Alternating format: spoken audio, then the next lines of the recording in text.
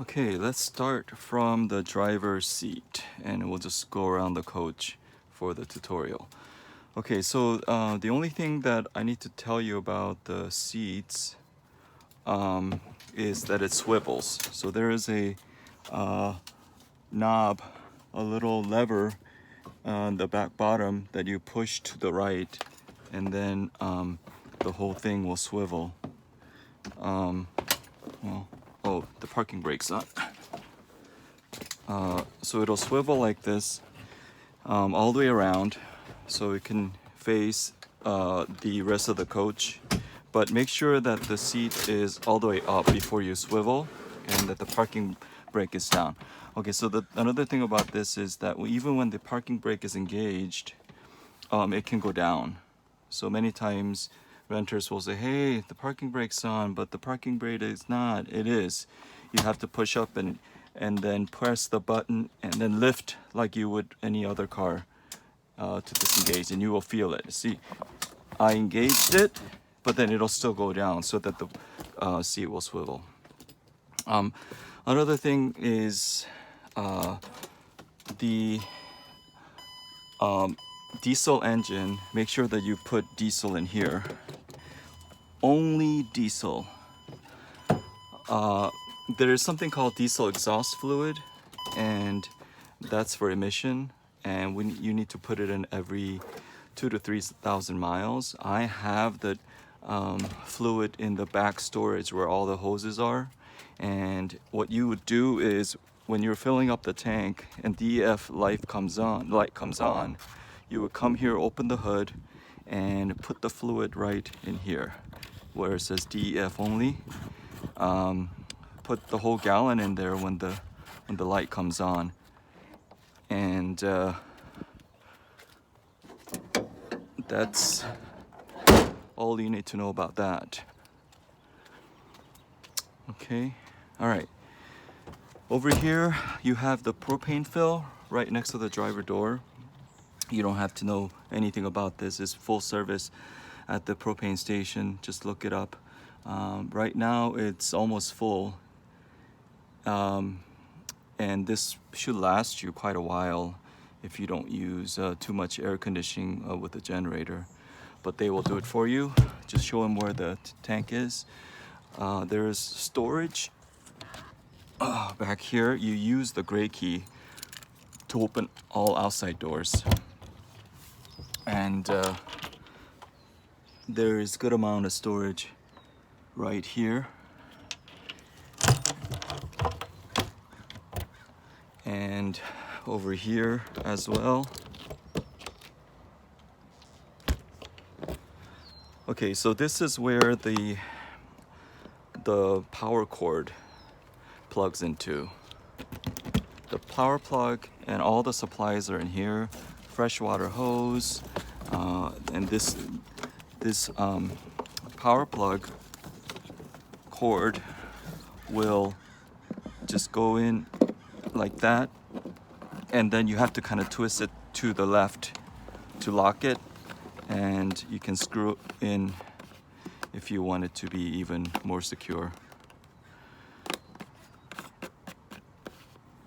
That's how you do that. And to undo it, you do the opposite. You turn to the right. Did you see that? Okay, that's how you do it. If they have cable, you can hook it up at the campsite. I didn't tell you about the water connection. So this is the city water connection. You put the freshwater hose, it's like a regular garden hose. You attach it to this and then to the faucet at the campsite to have pressurized water going in. Now, if you do have the city water connected and the pressure is going in, you don't need the water pump.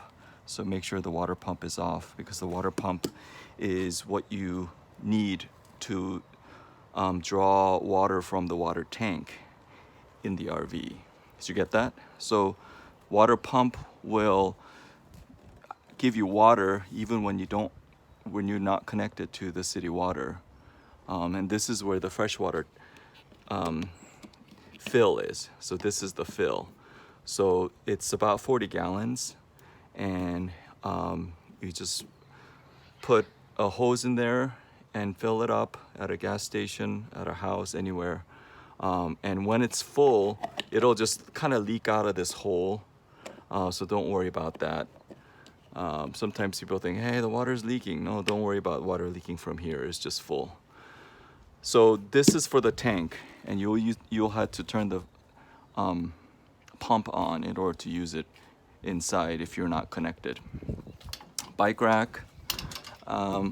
Over here, more storage. I need the key to open it. Oh, there's storage here too. Here's some leveling blocks that you can use to kind of level at an uneven ground. There's a little storage here. There's nothing in there. And then there's one more storage here. That's pretty substantial as well. This is a TV right here next to the coach door. I've never used it, but if you want to use it, figure it out. All right, so this is the door. Right now, it kind of does this number. It works, and then it sticks sometimes, and other times it doesn't stick. See, now it doesn't stick. Now it sticks. I'm gonna try to fix this. All right. As you're entering into the coach, here is the main power switch. So I just turned it off. Now I turned it on. Here are the lights. Main light switch, and this is for the outside on the right. Here are the leveling jacks. Not leveling jacks, stabilizing jacks just in the back, left and right. You extend this when you're at a campsite so that you can be a little more stable and not so wobbly. But renters keep forgetting to undo this before driving. I've already replaced it twice. So try not to use it if you don't have to. If you don't mind a little rocking, don't use it, because people always forget. Here's the awning light, and to use the awning, you turn on the switch and it'll start coming out.